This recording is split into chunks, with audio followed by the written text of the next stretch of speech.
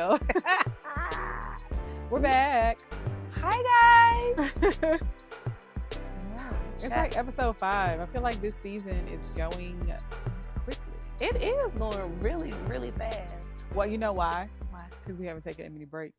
Like, That's we've true. been recording every week. We have. We So. have. How's your week been going? It's good. The business is doing better. Yay. Getting a lot more traction and stuff. So it's going good. Good. That's wonderful. How was your week? You the one that worked the corporate life. That's ghetto. It's ghetto, Yeah. but it's good. It's good. I'm learning in therapy. I went to therapy yesterday. Woo-hoo, shout out to Roslyn. I'm just taking things as they are, taking everything in stride, and just, what is this teaching me versus why is this happening to me? Yeah. Yeah, that's a good way to look at it. I What's guess. the lesson in it? I guess. Yeah. It lasts for about, I really think I need medication. Like some type of anxiety or something, like some type of medication. Beautiful. Just beautiful. Just beautiful. But other than that, everything is going well. I have no complaints. Yeah. I can honestly say I have no complaints, and it definitely won't help shit. So. Yeah, complaining don't really get you. I mean, but it's okay. Like, you should be able to vent and get it out, because I feel like it just grows. And this is speaking from somebody who let everything pile up until that one thing, the straw that breaks the camel's back, and I just explode.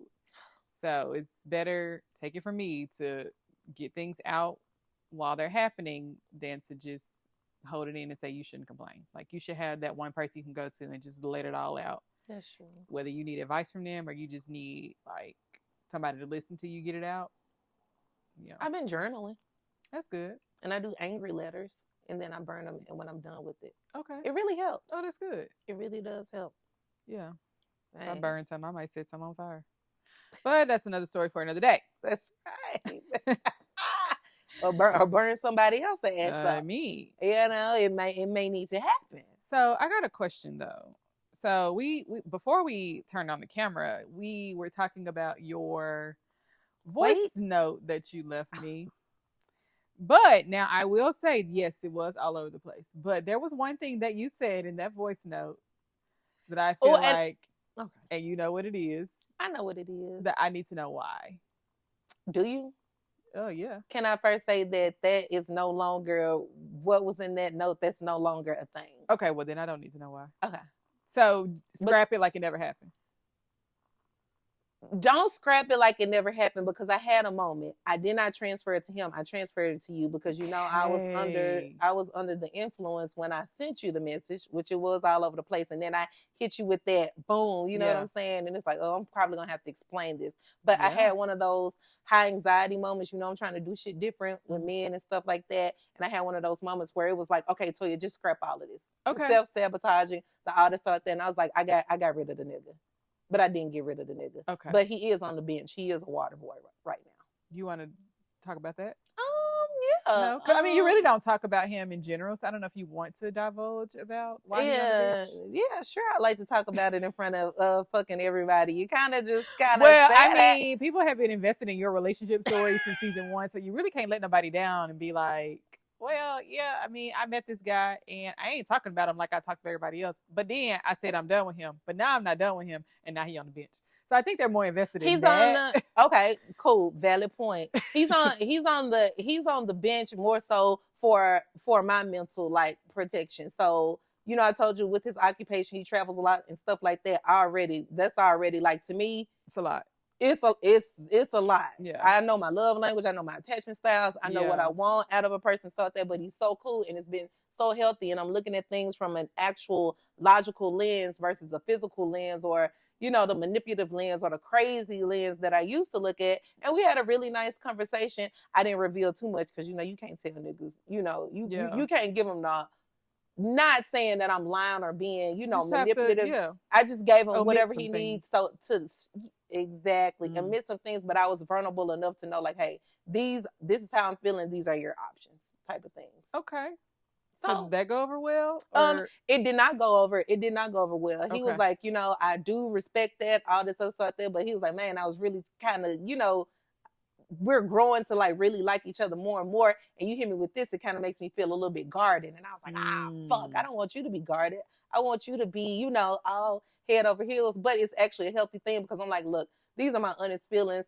I want to present it to you. You do what you will with it. Because I'm not trying to have control. We're not together.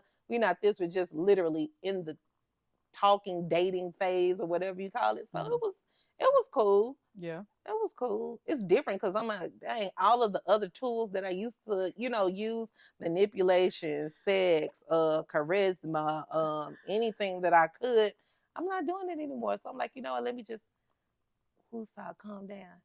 And then it's this other nigga. Yeah. He is chef kiss. But it's too early. We can't even. He's not even in the group chat or got the nickname or nothing like that. It's too early, but it's real cool. So this is you saying that you're dating multiple people. Yes. All right. And I need to do that because I realized I put all my emotional eggs in one bag. You know that shit but I was like, I don't care if it's a guy that just struck on my ego and I don't see it going anywhere with.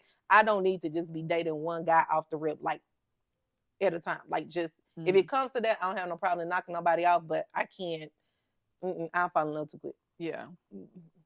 I mean, that makes sense. I will fall in love very quickly. Yeah. Like tomorrow. So you think that like adding another person that you're dating in the mix keeps you from focusing all your attention on one person? It keeps me grounded. Yeah. So we talked about that last week, how the girl was dating all these different guys. But it makes sense. Like, if you don't do the dating, then of course you're going to be emotionally attached to just one person. But if you actively date other people, then it's hard to get. But I'd be scared that I'm just not going to be, everybody going to get nothing. You know what I mean? That's true. And that could be something. And then you can go back and be like, okay, do I really like these guys like this? And you can really, so, it's whatever works. Because I know, like you, I think you prefer to date one person at a time. And I think that's a beautiful thing. I just know that like, girl, what color is the wedding colors? Yeah. See, I don't go that far. Exactly. So we don't want to do that. Yeah. So enough about my shit. We can get off of you. But yeah, so I think that the people are enjoying the strawberry letters. They are. I think they are enjoying the strawberry letters. I know I enjoy them because they is some hot tea, okay? They are. So I'm glad that we're still doing this. And, we pretty much about to start running out of questions. So I need y'all to start writing in, letting us know your questions. And just if it's a story, if you don't want no advice, just tell us. I just got a story to tell y'all. Did some shit that went down. We all ears. Exactly. Because we do it all the time. Yeah. We're open and vulnerable with y'all. Y'all didn't know about the past 3-4 niggas? Yeah. Yeah. So, y'all know about everything, all this. So we're going to get into it. And if you bad, you can put your name on it. We can say your name. We can shout you out. If you don't, I know y'all got some scandalous, juicy, real shit going on. So, we're here for you. This is a safe space. Okay, so we're going to hop into it. All right, numero uno. Clearly, this is a male speaking. I'm a Black, healthy, heterosexual man that loves women. I'm into pegging and anal play, but most Black women find backstage action as gay or just don't care to partake in it. I can understand preferences, but to say it's gay, it's 2023. Thinking everything is gay pertaining to a Black man is getting played out. What do you ladies feel about this? So, the only part I agree with him on is the very end when he's like calling everything gay is like, get over it. Like, because, with the whole, if a man drink out of a martini glass or certain glasses, then he gay, he not a real man. Like, I'm over that. Like, we're done with it. Now, would I be okay if my man came talking about he want to be? No. Can I ask why? I'm not doing it. Right.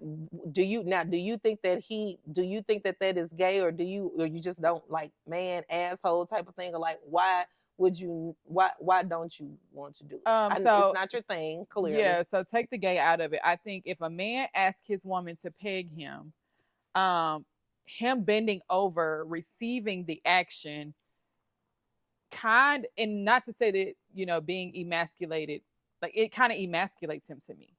Like, or whatever the word is. Like, that's And I hate that we make everything masculine and feminine, and if it's feminine, then it's gay. Like I hate that we've created that, because that's not what it is at all. It's, a choice. But I feel like a man wanting to, because okay, take out the whole enjoyment of it's a hole, something goes in it, it has nerves, it has feelings. Like it is what it is. Mm-hmm. That's why it became a thing, whether Mm-hmm. you're gay or not. Mm-hmm. So that's out the picture. For me, it's me bending a man over. Like I'm 130 soaking wet, okay? Me bending a man over to peg him, just in my head, don't sit right with me. Or you have to lift his legs Or up. yeah, that don't I'm trying to. that just, and two, I like an alpha man. And I don't know if you're not an alpha male if you want to be pegged. I feel like I could go on a limb and say if somebody claims to be an alpha male, they would not want to be pegged. And y'all could tell me if I'm wrong. I would love to hear answers on this, but I just feel like an alpha male is not going to be like, I want my woman to bend me over and peg me. Like I just don't see that. Oh. But also I ain't did no study on it or nothing, but right. Yeah, me 130 pounds bending you up, yeah, it's just not my ministry. Like it's not gonna work for me. I tried my hardest not to laugh. It's not gonna work for me. I'm trying, and then picturing it. Yep. And I like my men like muscular, tall, just yeah. Your big ass want some anal beads in your ass for, which again, it's just not a it's just not a man. Would you do it? No. Yeah. No, not even consider. I wouldn't even consider it. Yeah, no, it's not even a question. We're not having that conversation. Like absolutely no, bud, nobody. And if you want that, then like I hope you're not fixated on to the point where that can be an issue for us. Well, if it is, then that there's women, I'm sure that would do it. And here's why I say that. I find, so for me, I think that a woman that enjoys doing that is a woman that enjoys control. So I think anything in sex is related to something outwardly. So how you treat somebody during sex, or how certain positions you want to do during sex, has a lot to do with you as a person. So somebody who likes control might be a little bit more dominant when you're having sex. Okay. So I think if a woman is pegging you, then she's obviously playing the dominant role. And I think that translates into like a woman that just likes to be in control. I'm independent, like I really am, but I don't want to be. I want to be soft. I want to be a princess. So I don't want the role of controlling you. Like I want you to be like, girl, stop doing all that. You ain't gotta do that. Sit down, I can handle it. Okay, I thought we were talking about like in the bedroom. Like in the bedroom, everything translates in real life. Do you don't like taking control in the bedroom? There's certain ways you can take control without being the dominant person. Got you. Okay, so you're more submissive in the bedroom. Got you. Got you. And I think that translates to what you want out of life. I think that in life, if you're a woman that wants to be in control, especially of somebody you having sex with, you want to be dominant. I think that translates to. I mean, I like being submissive, and I like being in control. It just depends on what the vibe is. That's what I'm saying. I feel like that's why I say dominant in a certain way. Gotcha. In the bedroom. You're not gonna want me to peg you, because I am one of those black women. If you do fuck me over, now we get into an argument. I'm not. You gonna tell everybody? No. I'm gonna hurt him. I'm gonna hurt. Like if we're getting into an argument or you hurt me, now I won't do that. But if you do some fucked up shit to me and I done pegged you, you gonna talk bad to me. Oh my God. I'm gonna be nastier than a fucking 3-year-old at a fucking buffet with a sippy cup. Well, that's why I feel I'm like, you can't be okay with pegging somebody, because you're gonna go on the back end and talk shit to him. Like he might get called a B word. No, I don't want to call him no bitch. I mean, if you fuck me over, not if we get into an argument, if you cheat on me, if you do any of the things under those umbrellas, oh my goodness, every butthole emasculated joke I can think of, I'm going to spew that onto you. But I would also want to know, why do you want, like, I really want to know, like, why do you want to seek pleasure from this? You could totally do it. I know in the Caucasian, less melanated community, I know that this isn't this like isn't a thing.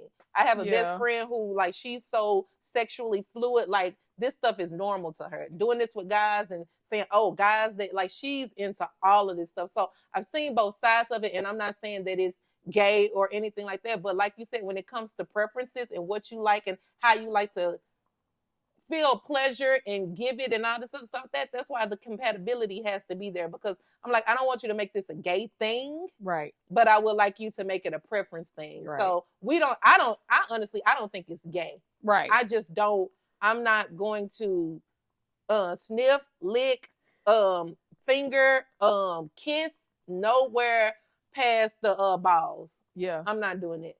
And for me, it's like you shit out of there, right? And men are not very and I heard this from healthcare professionals, okay? Men are not very good at making sure that it's all the way clean. Okay? Like talking about prostate exams, the digit exam where you stick your finger up, yeah, shit on their hand when the glove when it come back, because men just aren't, they're just not like. And then it be hairy. I'm not finna put my tongue in your head. Like, it be, some guys really be like hairy down there. And it's no like manscaping. Right. And even if they do manscaping, I ain't doing manscaping in their butt. You know, when we go get our waxes and stuff, we do rooter to the tutor. Knees to chest. Try not to pass gas on these bitches. Because it hurts. Exactly. It do hurt. You be trying to stuff like, girl, you need to come on. But yeah, so no, I'm not gonna do that. But do you like getting your ass ate? Okay. And it's a tangent. Like, this ain't a so off tangent. I mean, yes, it's pleasurable because, like I said, there are nerves back there, and it does feel good. Is it my preference? Like you have to do? No.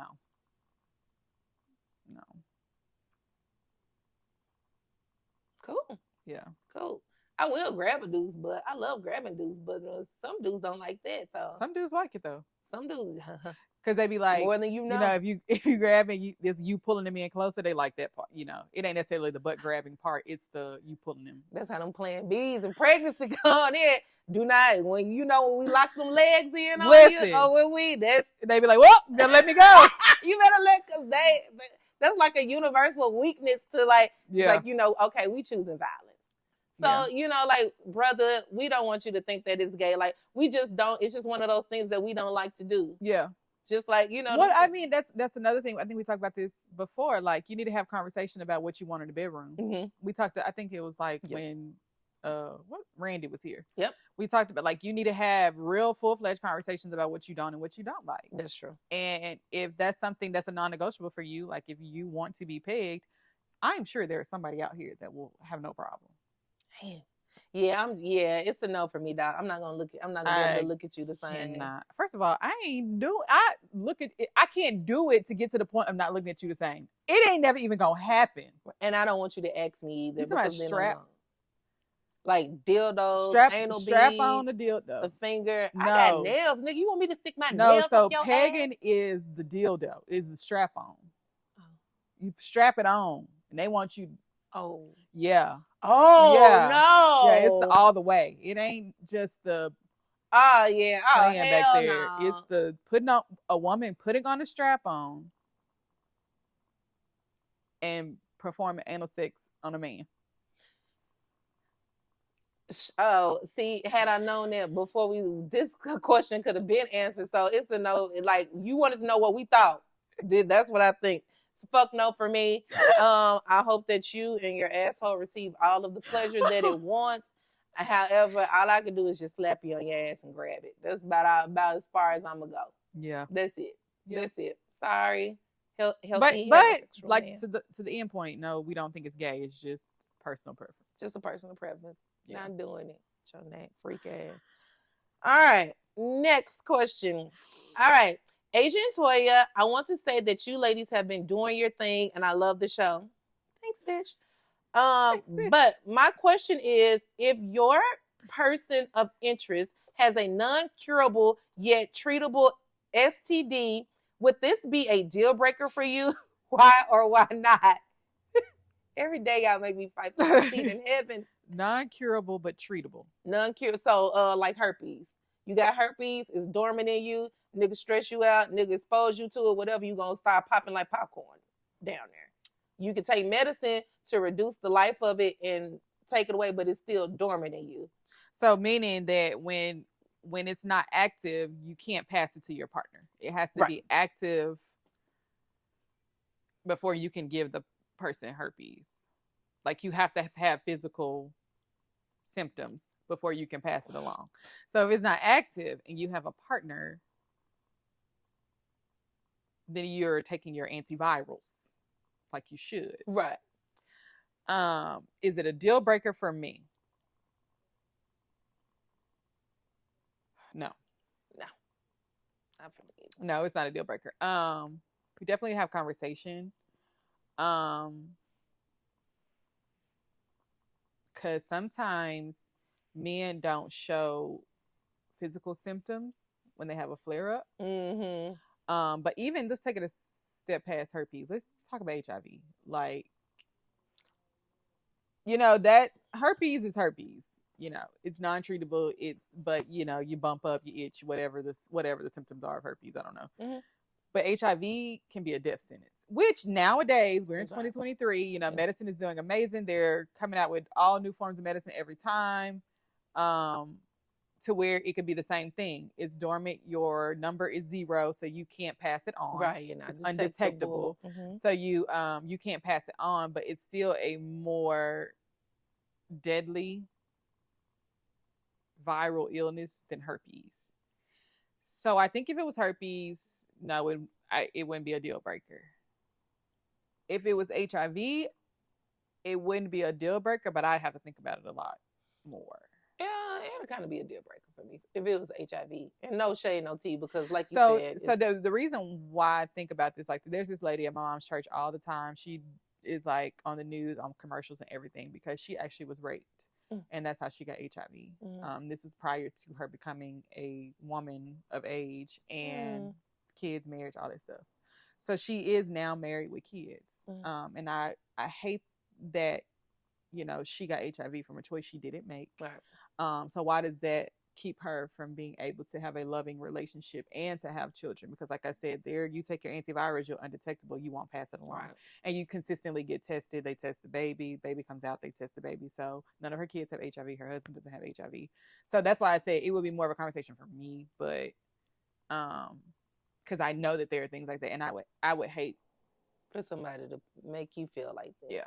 And then like you said, we got you can get something from somebody that literally they don't tell you, or you just didn't know, and all of that stuff like that. And it's like if you, I think it's wonderful if a person tells you, hey, I have this, and y'all can be like, okay, we can work around that. Because I'm like, sometimes you just don't know. Like we've all been cheated on, and I think people underestimate like cheating on is not just the betrayal of trust. Like you opening up a motherfucker to, because you don't know who this person has been with and how you can get stuff. So if you're transparent and open about it, then cool. Now if you're not open about it, then that's when it's, of course, it's a problem, and I have to, find out like that. But like, that's just like with the other talks. That's something that needs to happen. And I also think that people need to make it a point before they are sexually active. Just go to the health department or pull up your My Chart from the last time that you, or whatever. If you have a new partner, I strongly suggest going to the health department and actually seeing their results. Yeah, like, I mean, even not even like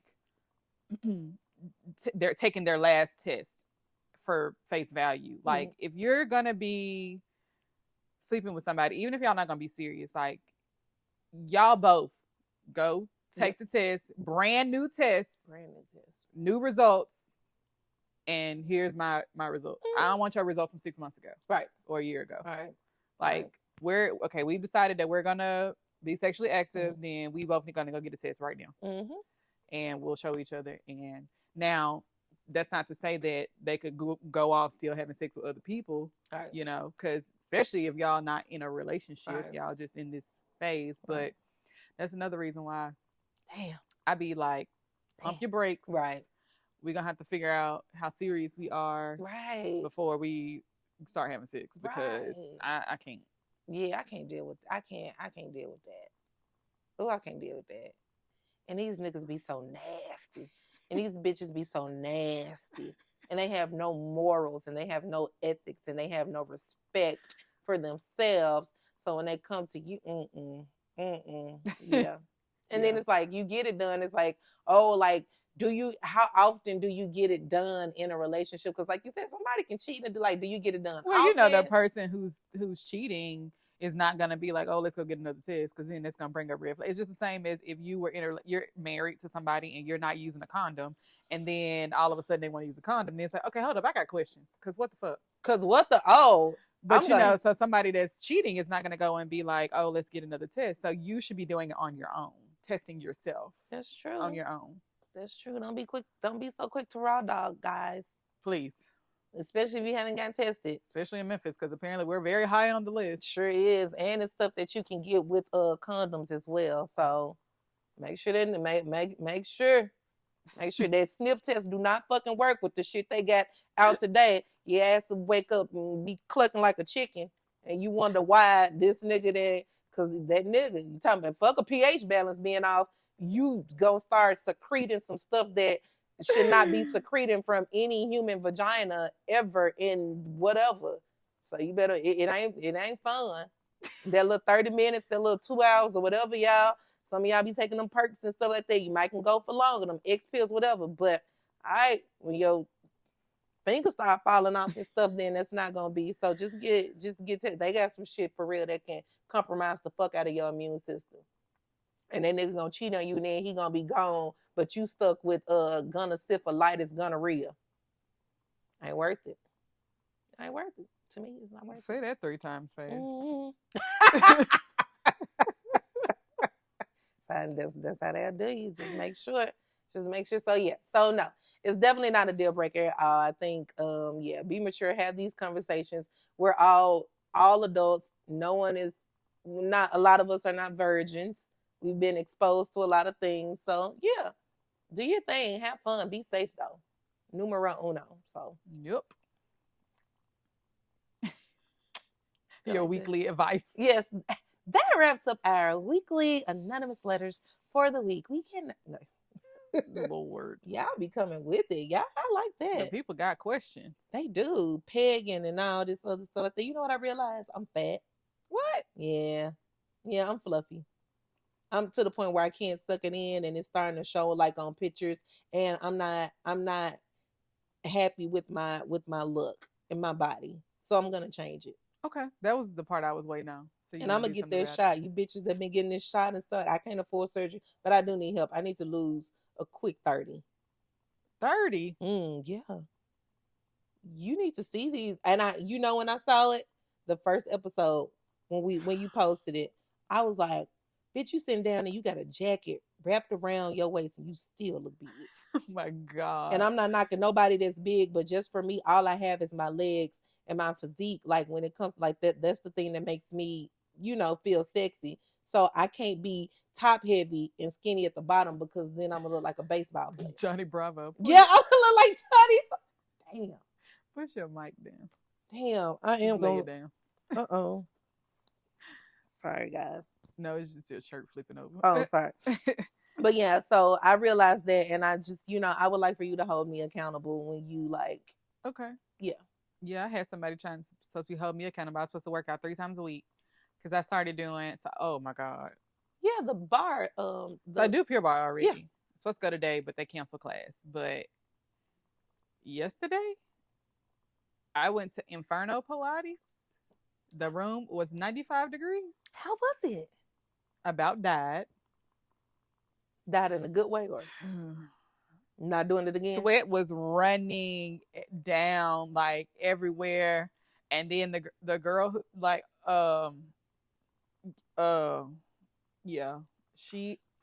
we was like running fast. We was doing burpees. Oh hell no! In 95-degree room. Oh hell no! I about died. Oh my God! But how many calories did you burn? My wife said 297. Okay, in an hour workout. Yeah, it's an hour. Well, okay. Yeah, I mean, I'm hurting today. I actually sat in Epsom salt for about an hour. Good. Oh, you was hurting. About an hour. I just sat there. Water got cold. Let that water out. Put some more in. Because I couldn't even bend over this morning to pick up a pen off the floor.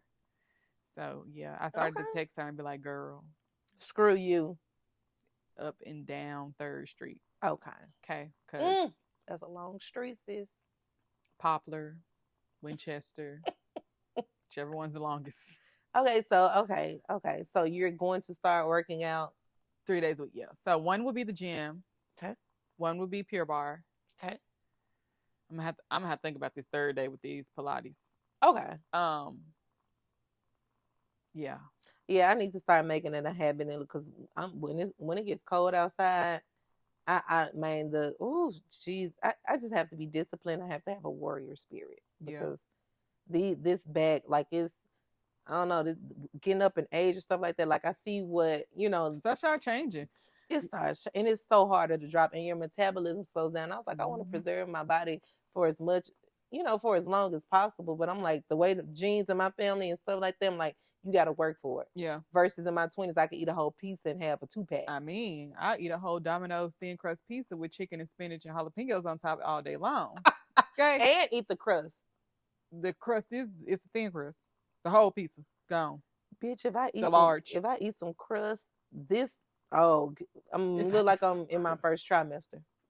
I look like I'm in my first. I get bloated, but then I'll do that. So I'm not. Please, I do not have an eating disorder. I am not a binge eater. It's just sometimes I'm not hungry or I'm so busy that I won't stop and eat. But when I do eat, I'll eat everything inside. Gotcha. But once a day. Gotcha. So I need to stop doing it because it doesn't do well for your metabolism. Sure does. I think what saves me is because I walk fucking from here to Timbuktu in the airport. Oh yeah. In heels. Yeah. Oh. Oh. My watch be like, "Are you working out?" No, just walking from gate A2 to C9.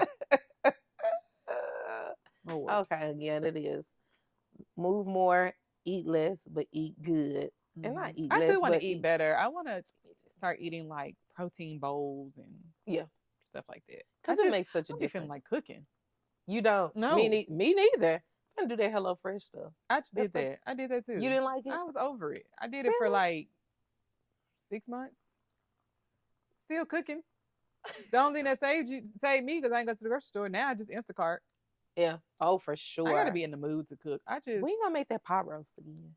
You know what? I will buy one. Can you cook one for me? I'll buy it. I actually was getting ready to make it yesterday, but I decided to order other stuff. Oh, child. She made one day after the podcast. She said she had a roast, and I have not had roast since I don't know how long. She put like these peppers or banana or whatever. So, like it was a Mississippi pot roast. So it's not your typical pot roast with like carrots and gravy and potatoes, which that's my absolute favorite meal, like home cooked meal.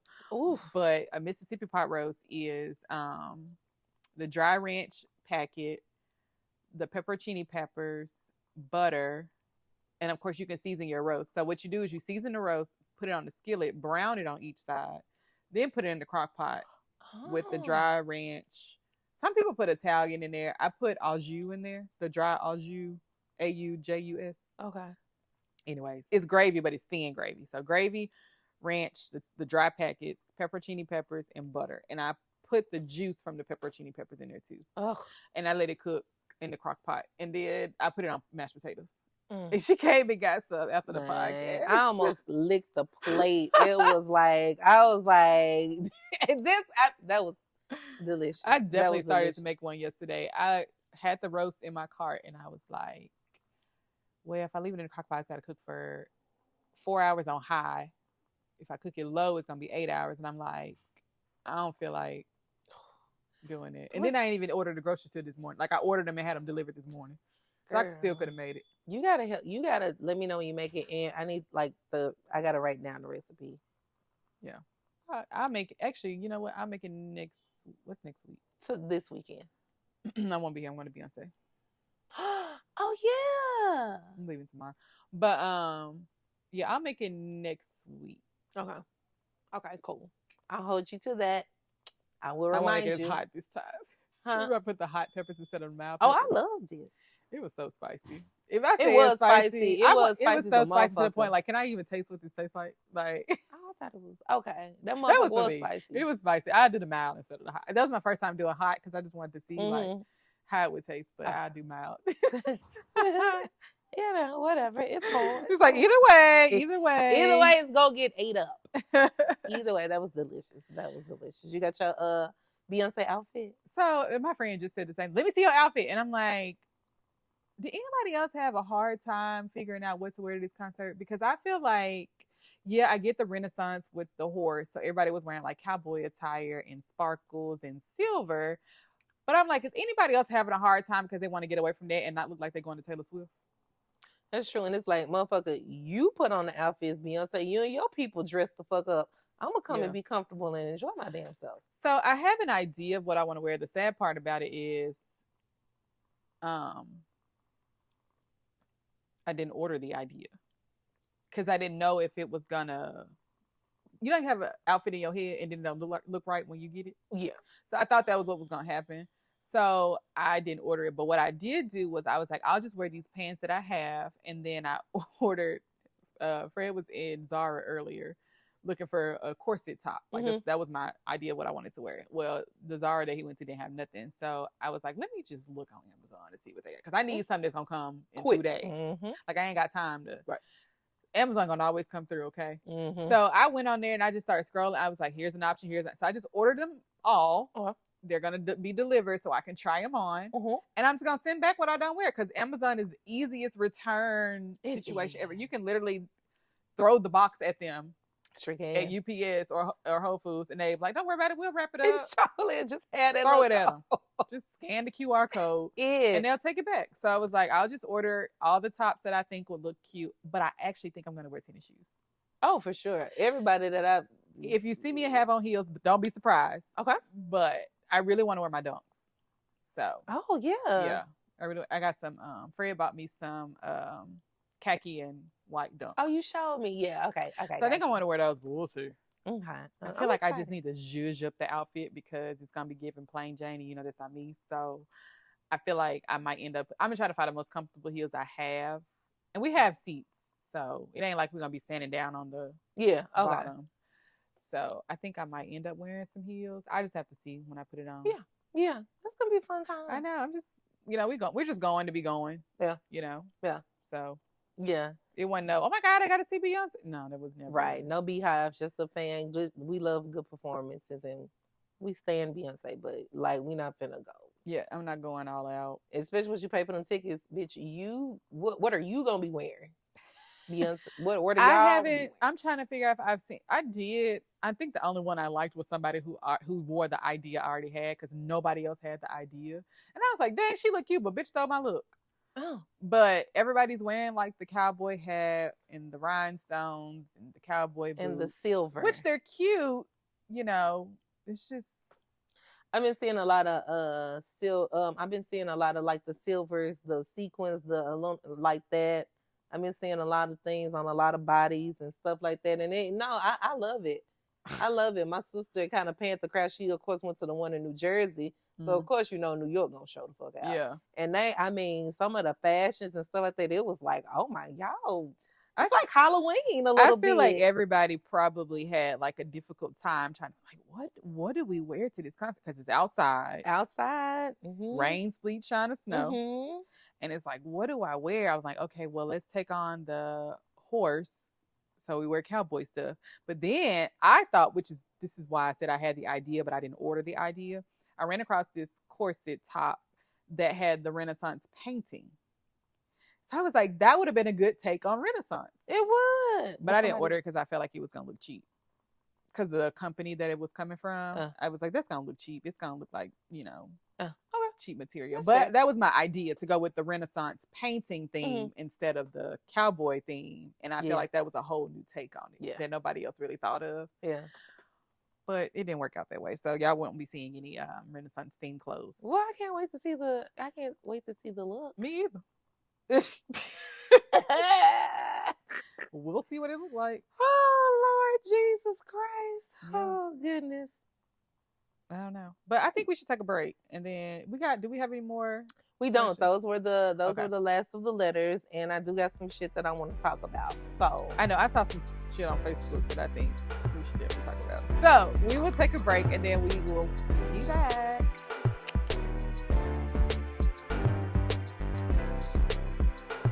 We got some questions for y'all. So I think we both actually saw this. It actually was London on Facebook. Did you see it? Was it London or somebody else? I don't know. So London posted on Facebook about whether a prenup should be a requirement to get married. So like if you like when you send off your marriage certificate, a prenup should be required to be drawn up and sent off as well. And if you guys are just joining this season, London was it first season or second season? I feel like it was second season. I feel like it was the beginning of the second. So London joined us for one of our previous episodes. He has a podcast, and he is raw and talks about relationships like we do.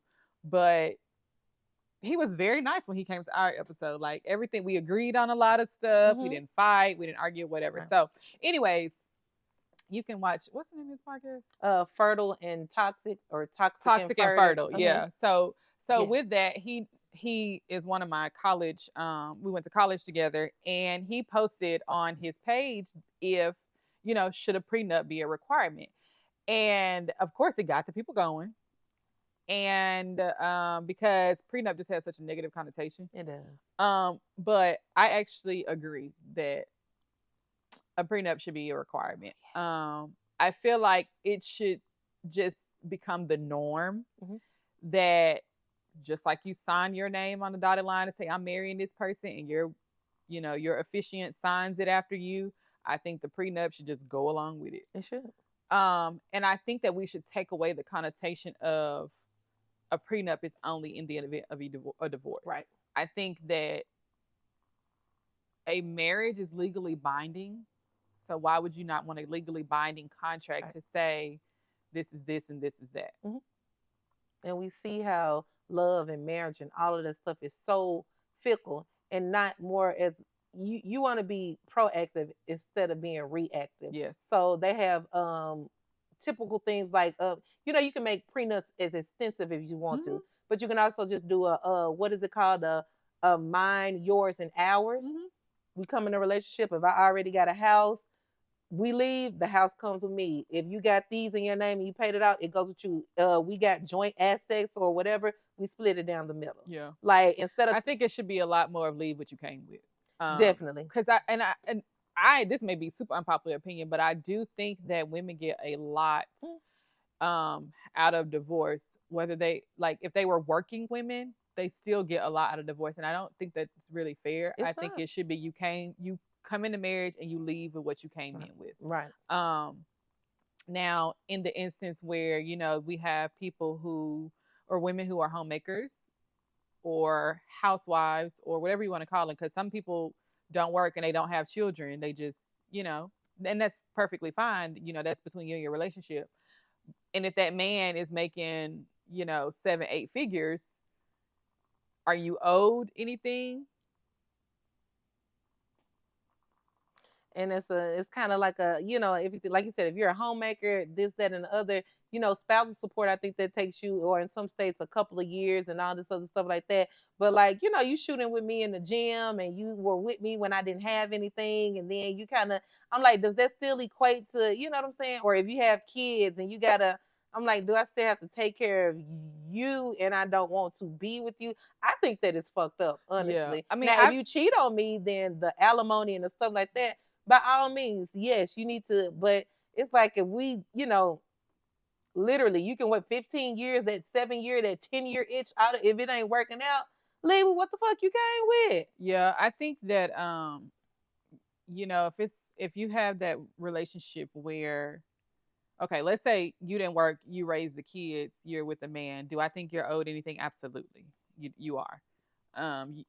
Especially if this man became a wealthy man based off you pushing him and using your And brains to supporting help him. him and supporting him and being there in the late night, you know, when the business wasn't going so well and he was crying and like all those things. Like I do feel like you're old, which is why I feel like things should be written out. So when we say leave it what you came with, it's a matter of write this prenup to say in the event this happens, then I get this. Not so much to say that this woman never worked ever. She never had kids. Y'all was married for 25 years and she get half of everything. Right. No. Yeah, like no. Right. And I for sure, yes. I think honestly, so I feel like people nowadays, they say, well, you know, divorce rate is 50% and everybody's getting divorced. And so prenup is this, that, and the other.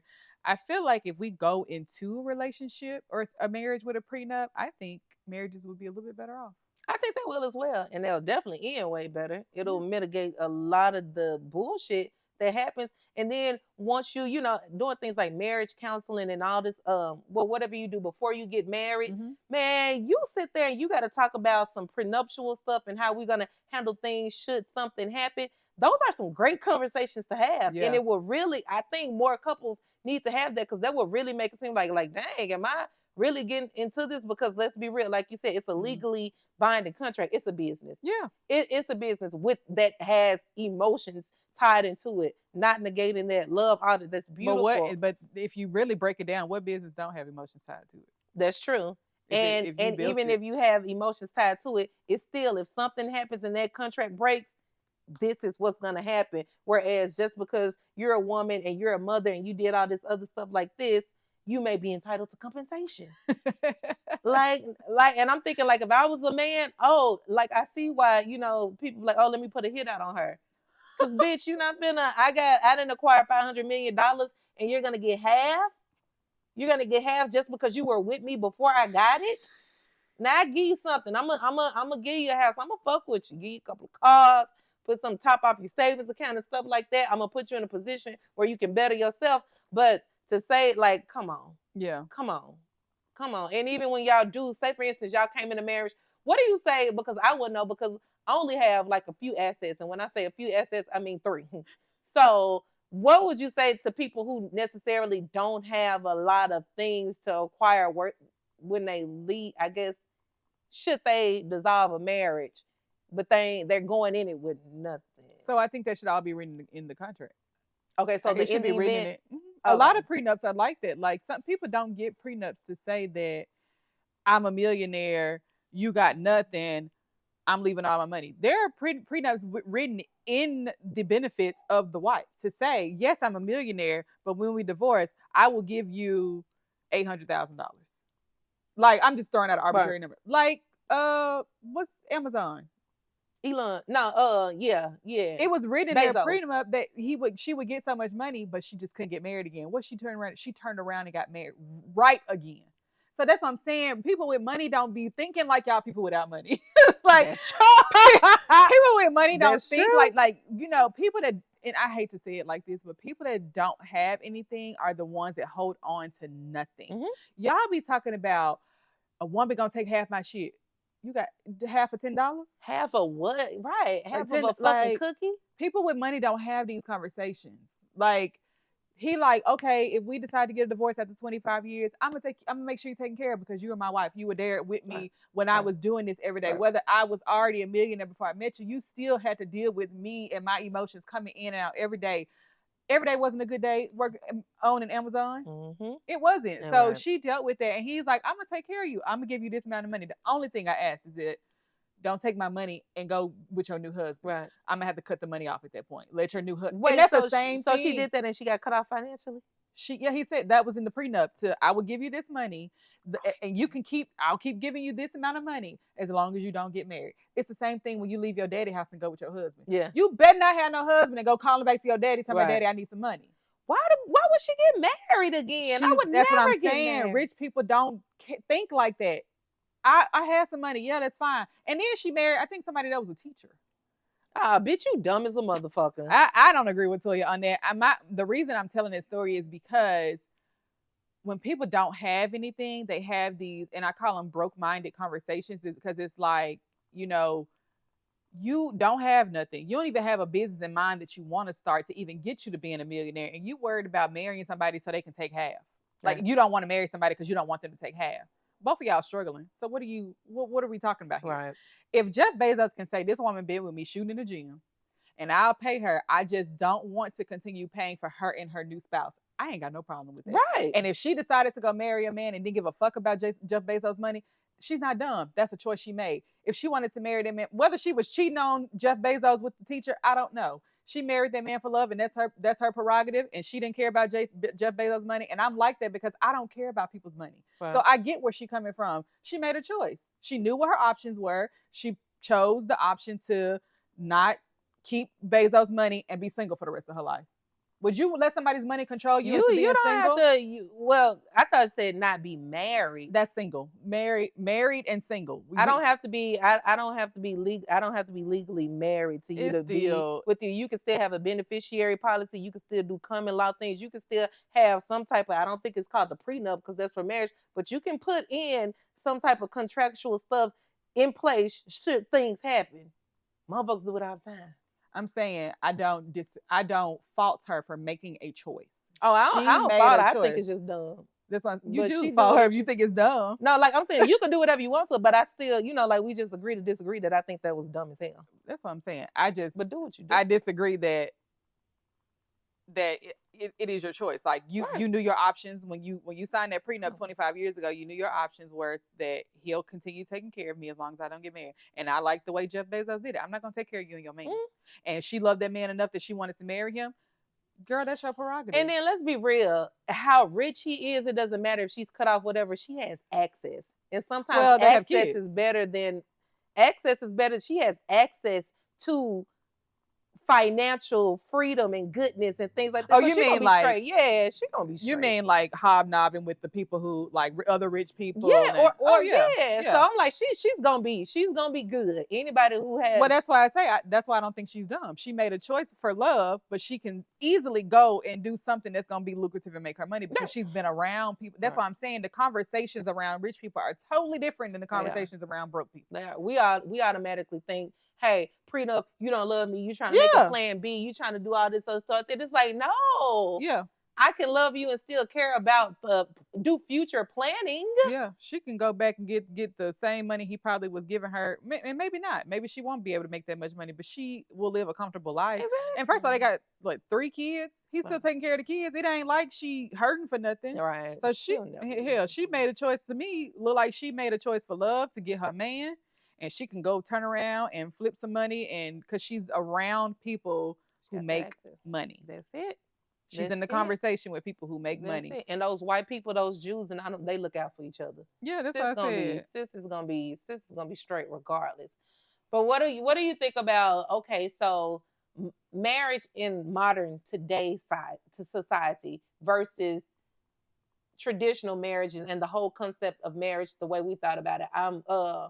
I was talking to this guy that I was dating, and I don't know how we got on the subject, but pretty much segue into, do you think that the person that you marry, now forever is a long time, forever in today's time is 10, 20, 30 years, whatever. Let's say we get married in our 30s. Forever for us could, be at least 30 years. You're going to be with somebody. Do you think that it's going to be the only person that you're going to be with during the whole duration of that time?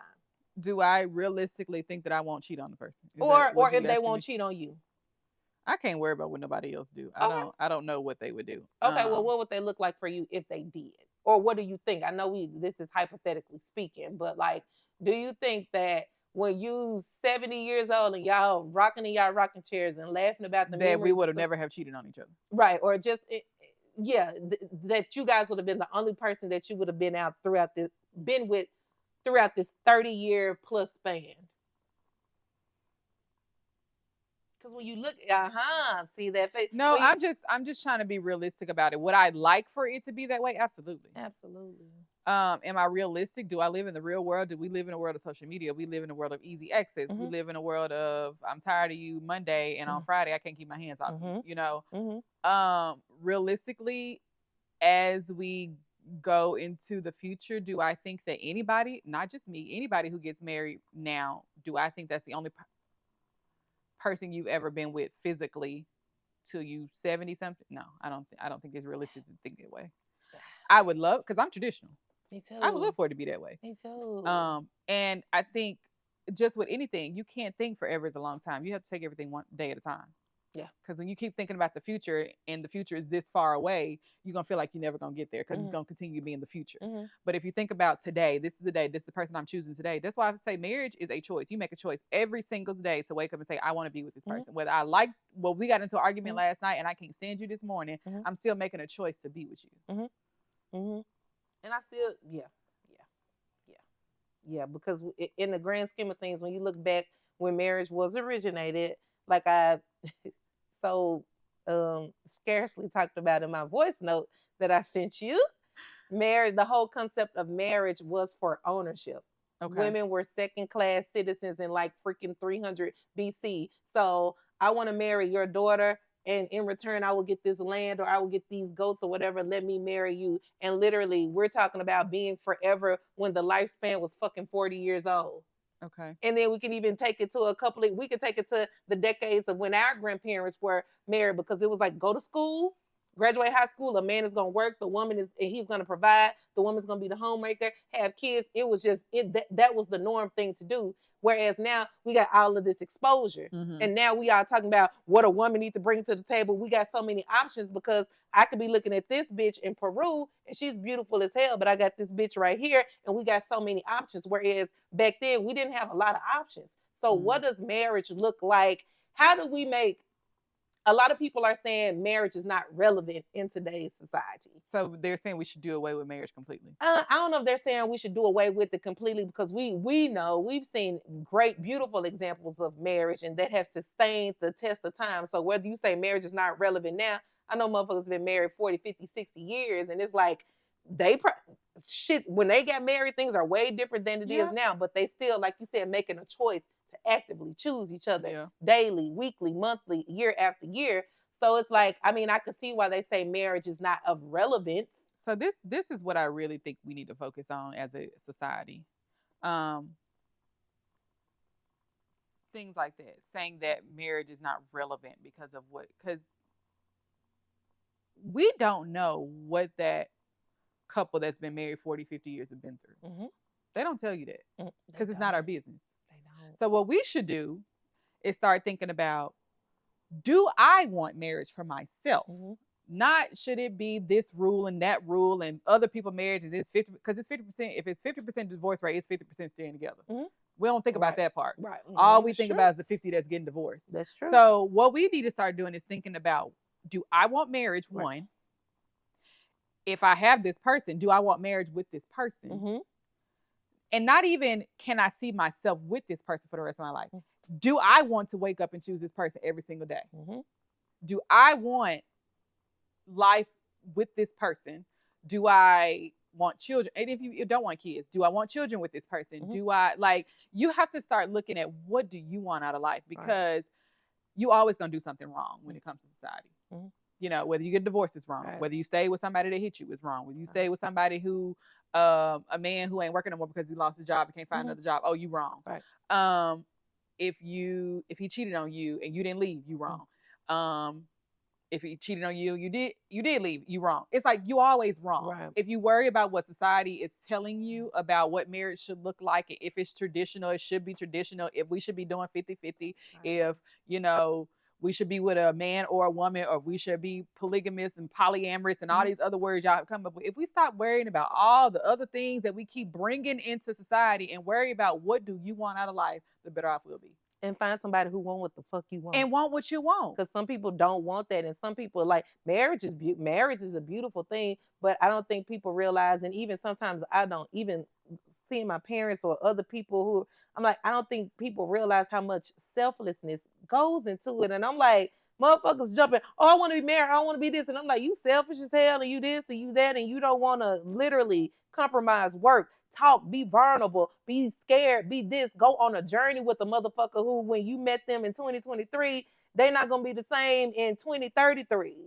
I'm 34 years old. I can't imagine being married at 24 and now it's 10 years later. Like, now, you know what I'm saying? So getting married at an older age, you have a little bit more of self-awareness of who you are and what you like, and you be like, okay, I can choose to go on a journey with a person. But I'm like, motherfucker. Yeah, and that's also not to say that people who got married when they was 21, Right. and I'm not even talking about back in the 50s and 60s when it was normal to get married at 21. I'm talking about in 2023, people who are getting married at 21, 23, 25 years old. That's not to say that they can't sustain a marriage. Right. Because no, totally not. There are, like I said, it's still a choice. Yep. Whether you 21, 31, or 51, That's you true. making a choice to be with somebody because you didn't come in this world with them and you're not going to leave this world with That's them. true. It is very hard to be in relationship with somebody, whether that's mom and dad, that's brother and sister, that's cousin, that's your own goddamn self. Because I'm sure half of us wake up and don't like our damn self some days.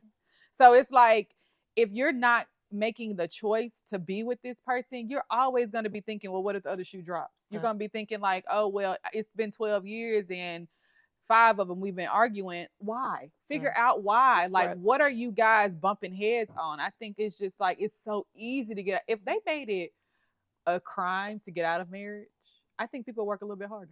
If they also, like, you have to renew your license. If you have to do a renewal thing, if you go through this, I don't know. Well, the thing about renewal is at that point you get the choice whether you don't want it no right. more. I think they need to do that, and not every year like a license renewal, but it's like, just like I think motherfuckers who got 4 kids and they live under a certain poverty fucking line thing, I feel like your ass needs to you need to be able to pass a test or something for you to have another child. And if your ass don't make this and you can't afford this and this, then you might need to. I'm not saying I don't want to police somebody's body. Because I was gonna say, what do you do that? You make them sterile? Like, how do you keep them from having kids? That's what I'm saying. That and then I don't want to police no woman's body, and I don't want to police nobody, but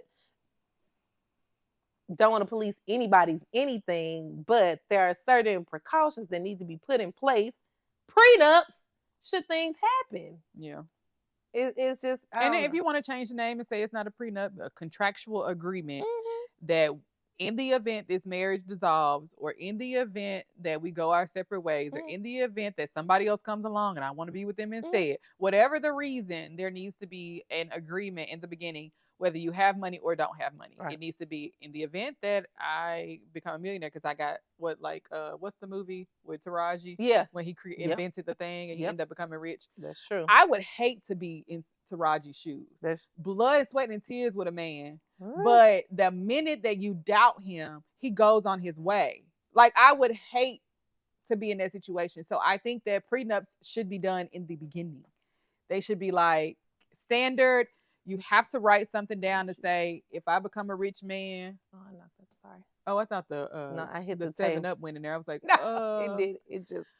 But yeah, you should have some type of agreement written down to say that if I become a millionaire, I'll give you this. If I'm still broke as fuck when we get a divorce, we left with what we came with. Like, it should be written down to say. And you can always change it and revise it. It's just like a will. You can write a will when you 29 if you want to. And that's not to say that you can't die at 30, but people don't write a will until they're older and have assets. People who older that don't have no assets still don't write a will. Right. What you have to realize is that should be fucked up. People gonna fight over if you have anything, they're gonna your house. It's so many siblings that fight over their parents' house. So it's like, it's the same as writing a will. You can write a will when you're 15. You can write, 18. You can write a will when you're 18, you're 29, to say what I have now, if in the event that I pass away, it goes to this person, or this person gets this and this person gets that. It should be the same with a prenup. What I have now, this is what we splitting. This is what I'm giving away. This is what I want to keep. That's it. I feel like that's a good thing. I feel like it should just be just like a will. Perception, it's all the way you look at it. Yeah. And you need to look at it like that. You need to look at it like that. Because things happen. Yeah, it does. They really do. So it does. And people change. And people, it's such as life. But it's like, marriage is a beautiful thing, no matter what generation, time, whatever, what have you. But I do think with the access and all this that we're exposed to, I do think that as time progresses, I feel like we need to progress with time. So applying, I wouldn't say traditional, because I think we're traditional in the aspect of, like what we want from marriage, but there are certain things that don't apply 80, 100 years ago versus what applies now. Yeah. And you definitely need to secure that. Because marrying for love, I think that's a beautiful thing. think it's a beautiful thing. I don't think that needs to be the only thing that your ass is marrying for, because if No. y'all broke as a motherfucker, and don't get me wrong, y'all see where I'm going with this. Y'all know I'm not doing no fucking disclaimer. Y'all know I don't care if you broke, got 2 pennies. If God put y'all together, may nobody take it apart, all that other stuff like that. But I'm just saying, finances, communication. What's the other thing that you know what I'm saying? Sometimes fuck up marriages. But the fuck infidelity and all that little other bullshit. Cause honest. You know what? I just contradicted myself for like the 5th time, because it's like you can be with a motherfucker and y'all can have money and y'all can be married and then you can be broke together. At least you kind of know that they got some some willpower there. I'm like, okay, we'll get back on our feet again. But again, loving a motherfucker and ain't nobody working and ain't nobody got money, and you know trying to rob people to pay Paul and calling whoever asking for money. Well, that's why I say, like, fuck y'all get married. What y'all get married for? Get with the people who want you and you want them. Don't be trying to. Don't have a broke mindset. Right. Like it's one thing to be down. It's one thing to be broke right now with an idea, with a goal in life. That's one thing. But just to have a broke mindset, like somebody that doesn't want to get out of that, marry the other person that got a broke mindset. Don't be trying to mess up nobody else. Like, don't be ruining nobody else. Don't be ruining. You don't want to get out of where you at. Right. Like-minded attracts like-minded, and that's who should be together. That's true. Because then you really gonna have arguments. Sure is. The men that's marrying for looks and all that other stuff like that. Holler him in 30 years when shit starts. Yeah, because you're gonna want the next young pretty thing that's walking by that you can take to the basketball game and sit courtside with. It's gonna be a repeat. And if you want that, if you want to change women like you change your seasonal winter coat, every season. If you want to do that, just don't marry people. Just don't. Why y'all be getting married? I done been to so many fucking weddings where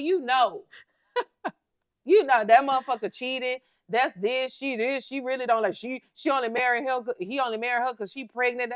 Stop. Now that's what we don't need to be doing. Yeah, that's what we need to stop normalizing. We've been together. Oh, the absolute worst. We've been together a long time. We might as well. Yeah.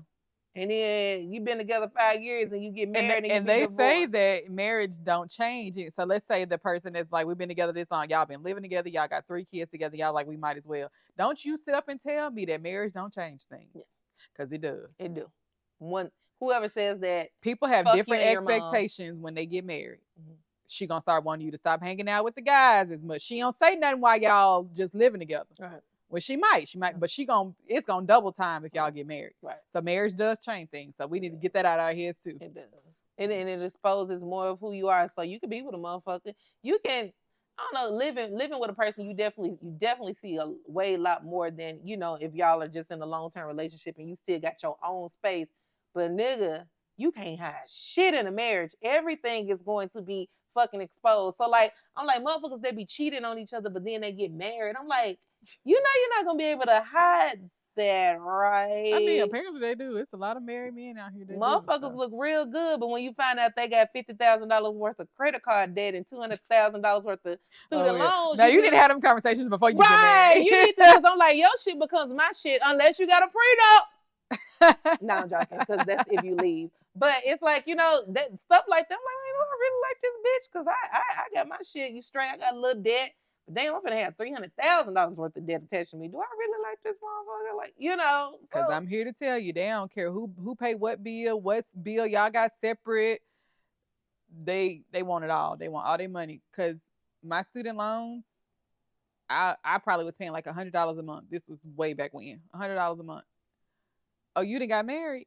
Y'all ain't even filing y'all taxes together. Oh, we want $800 a month based on y'all income. Ooh. Y'all. Yeah. They it's a business deal. And I need y'all to understand that the government sees it that way, so you need to start treating it that way. You need to start treating it, and y'all can love and live whatever facade that y'all have in y'all quarters, in y'all house, y'all can do that. But at the end of the day, you need to cover your ass. You need to cover your ass. Because marriage is a beautiful thing. Yeah. It's a beautiful thing, but it should get real, and it can get ugly. Why not secure yourself? You got insurance on your house, on your car, on everything else. Why not have insurance on literally something that literally and this is not to me, it can derail a lot of your peace and your happiness if it's a bad thing. Yeah. Oh yeah. I So mean, just you being don't want to around be somebody that ruined your. Somebody can wake up. You could be living with somebody, and they wake up mad that morning, and you can be just as mad and don't have a clue why.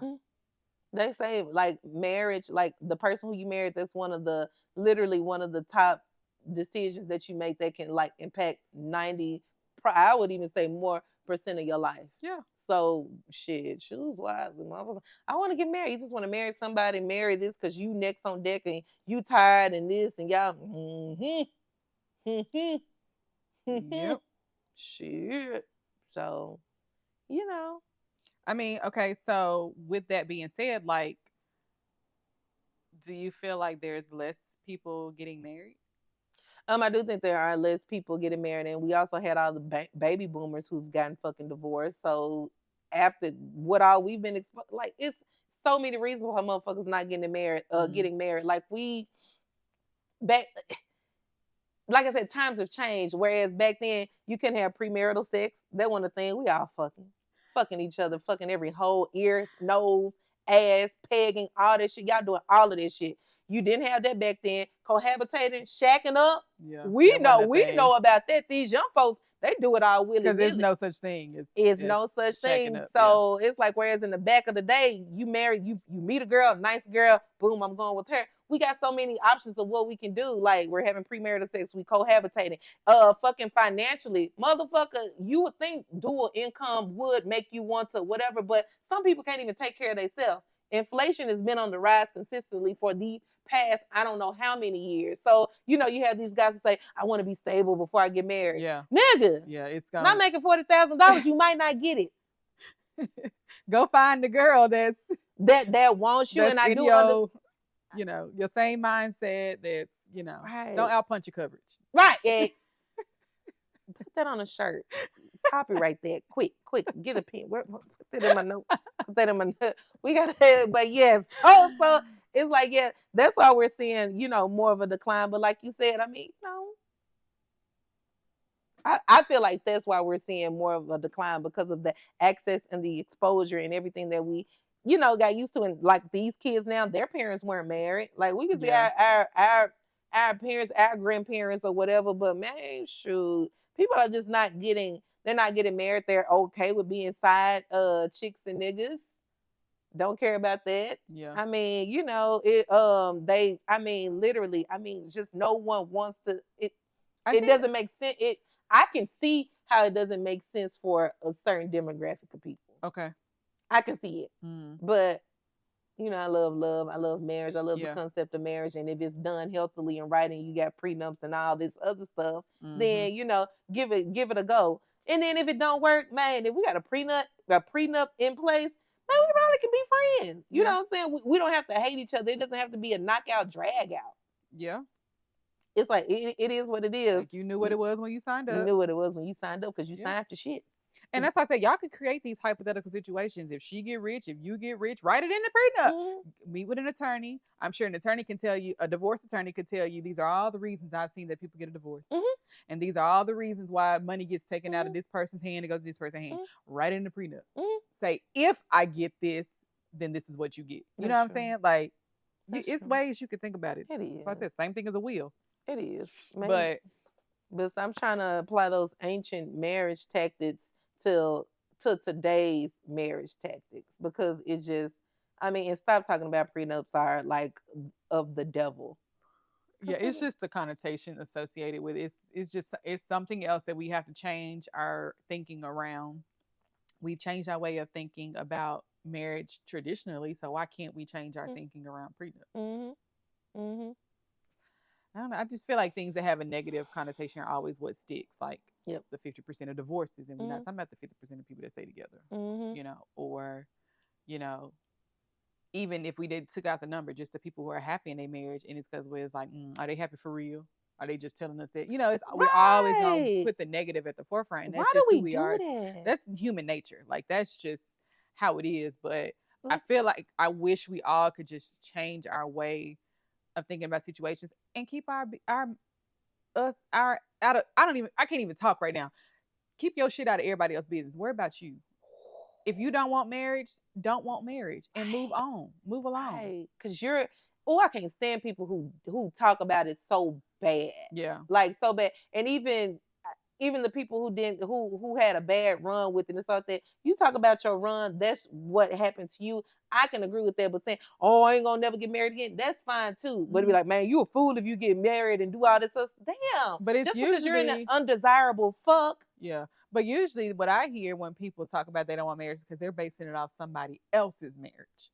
My parents got divorced, my aunt and uncle got divorced, and it's like you ain't even tried it. Like you basing it off situations you didn't even know what was going on at night when you was sleep when you were 6 years old and you was sleeping. You think even if you think your parents had the best marriage, you don't know what they went through. So don't base nothing that you do off of somebody else's marriage because you don't know the ins and outs. Ooh, you don't. You don't. That's a special sacred covenant that, man, keep your mouth off people. Yeah. Keep your Even mouth if that's off your of that. parents. And okay, let's say you did see them argue all the time and you be like, I don't want marriage, my parents argue. You don't know if that's what you want to be like with the person that you find. Right. You can find your very best friend. Yep. And I would hope that you would want to be with them, you know, every single day, being a best friend, but also being married to them. Yeah.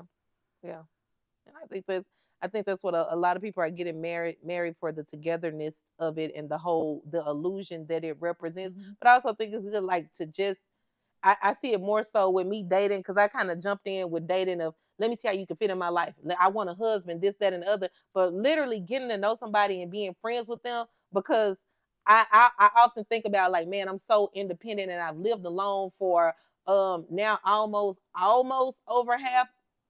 Not over half of them. I lived by myself a long time. So cohabitating with someone, I wonder how much of a struggle that I know with my person, it'll be okay. We'll sift through that. But it's like, I know how quickly I get tired of people, all this other stuff. But if you have a friend and somebody that you love, 10 years ago when shit gets stale, because sometimes shit gets stale and you got to keep reinventing and finding ways to love this person and grow with this person as they morph into a new person. If you have a friendship with somebody, think about it. Motherfuckers be friends 40, 50 years till they die. You don't get tired of loving that person because you got a friendship. But if me and you became friends for superficial reasons, we're not going to, when shit gets hard or 2-3 years down the line, I'm tired of Asia. Yep. Asia, we really ain't that cool. But if we got a friendship that's deeply rooted, foundation is like solid, we took time to really get to know each other, to learn each other too. It's like, you know what, when bad shit happen, I'm like, okay, I got you. Let's talk about it. You know, let's have a discussion about it instead of saying, well, I don't like what she did, so I ain't gonna be her friend no more. I ain't talking to her no more. She don't even know you mad at her. But yeah, we talked about that, and I think we talked about all the ships, like the friendships, the relationships, you know. But you know, you are 10 times more likely to have a conversation with your friend about where they wronged you than you are with your boyfriend or your spouse.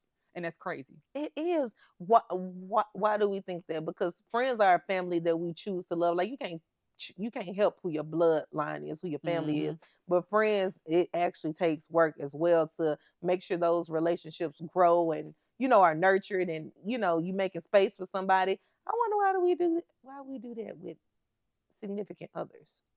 And it could be too, you don't live with your best friends. You don't live with, you know, you're not fucking them either. Yep.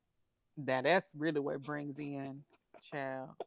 I'm telling you, sex changes things. That's really what brings in a different layer of emotion. It does. It'll have you screaming, throwing phones at the wall, breaking chairs. It will have you doing some crazy stuff. It will.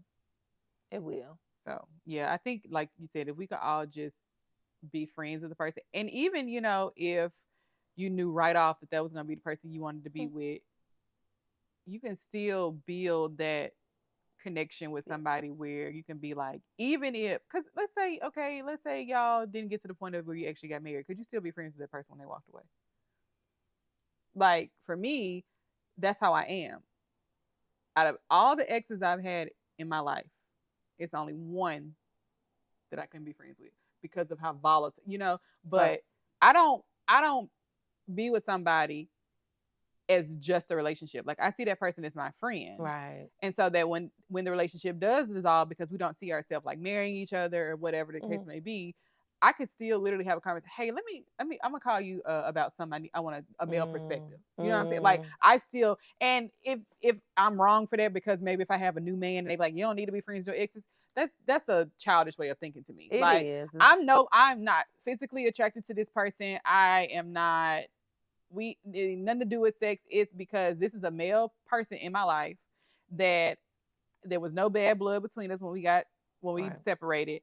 And I know that if I need something, whether it's to call and say, hey, this is what's going on, and not to say it's something going on in my relationship. I would never disrespect my relationship like that. But if I'm single and I'm trying to figure out a male point of view, I can call any one of my exes, any one of them.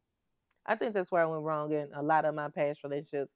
Because I only got one that I can be friends with. But like in relationships, I had a level of camaraderie with them, but it was no established foundation like, let's be friends. Because when stuff bad happens with my friends or my family, jumping ship is never even an option. Yeah. But I do things for so many, I won't say superficial reasons. That's just what I knew in the past. So that's why I'm, not fucking so quick and really seeing things from a lot of different lenses, because once you do that, you really see like a motherfucker like you, not somebody that I would want to invest my time in, like at all. So it's so important to do that. And I see by me not doing that in the past, I see how it has hurt me, and I have to unlearn some things and learn some things.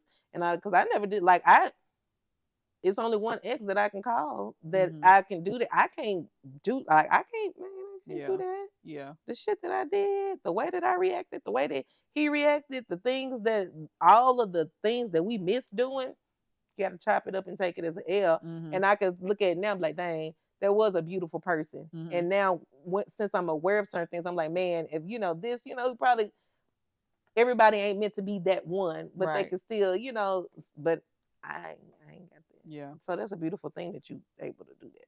For real. I think too, it's just like the length of the relationship and then the age of the relationship. Because sometimes we like grew up with each other. You know what I mean? Like, oh yes. You come out of high school, transitioning into college, like you're growing through something with somebody. And I think that's what keeps you connected as friends, even though as a spouse it wouldn't work out. Right.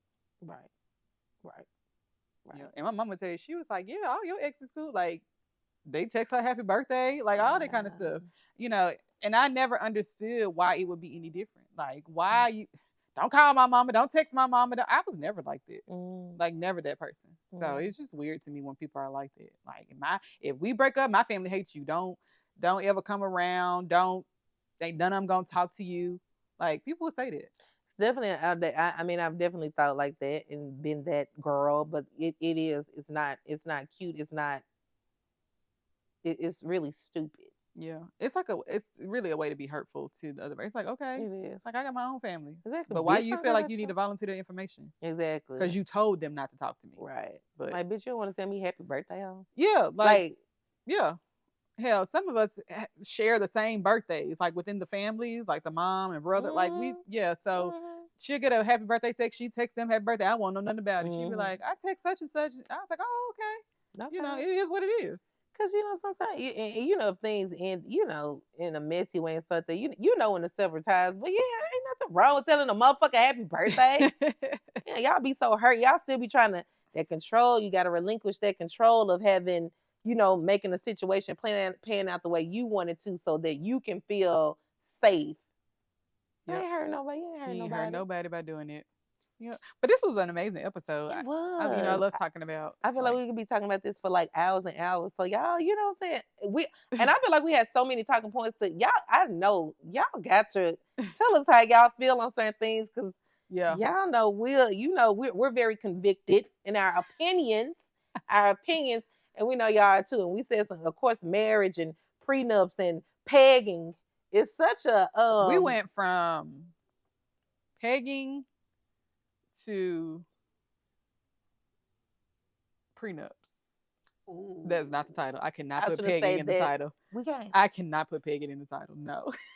Man, I can't do that. If I'm scrolling and I see pegging and prenup, I'm like, what are you talking about? Oh, I gotta think of some way though, because I don't think I can't. Not on YouTube. YouTube, it's like it's certain curse words you're not even supposed to say on YouTube. Yeah. So I got to figure out like what you can put on YouTube, but I don't think pegging in the title is one of them. Damn. I really don't think. Okay. Totally. I can see that. Wow. This was great. But we love you guys. Of course, we'll have some type of awesome title. And even if the title sucks, the content is amazing. So we hope that you guys love this episode. Please, please, please make sure you start writing in more letters because we're actually about to run out. So we need more strawberry letters. We need questions, stories, whatever, the whole nine. And we'll see you guys next week on another episode. Bye.